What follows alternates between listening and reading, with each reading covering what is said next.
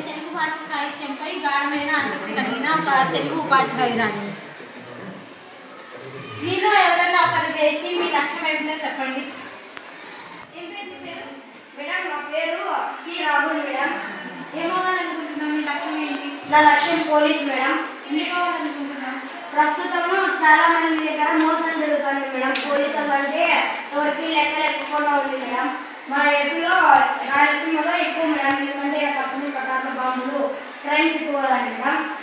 అవన్నీ అరికట్టాలి. నేను మన పోలీస్ కేంద్రాన్ని ఒక స్థాయిలో ఉంచాలి అనే లక్ష్యంతో నేను పోలీస్ అనే లక్ష్యాన్ని ఎంచుకున్నా మేడం గారు.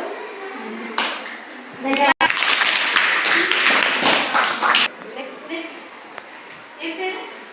నా పేరు దీపిక మేడం. ఏం సాధించాలనుకుంటున్నాను? నేను వచ్చేసి లాయర్ కావాలనుకుంటున్నాను. ఎందుకంటే మన సమాజంలో ఇప్పుడు ఎవరిని నమ్మాలో తెలియదు, ఎవరిని నమ్మకూడదో తెలియదు. లాయర్ అయిన తర్వాత కొంతమంది మంచి వైపు పోరాడే వాళ్ళు ఉంటారు, కొంతమంది చెడు వైపు పోరాడే వాళ్ళు ఉంటారు. ఒక లాయర్ పోరాడాలి, న్యాయాన్ని పెంచాలనేసి లాయర్ కావాలి.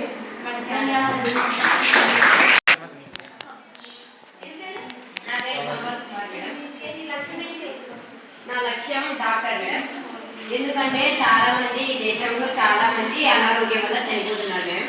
వాళ్ళందరికీ నేను సహాయం చేసి నేను అందుకే డాక్టర్ కావాలనుకుంటున్నాను.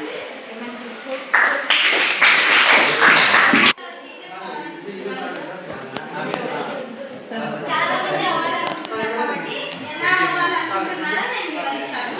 ముందుగా మీరు 10th క్లాస్ మీరు కంప్లీట్ చేసుకుంటారు. ఇంటర్మీడియట్లో మీకు నచ్చిన సబ్జెక్ట్ మీరు తీసుకోవాలి.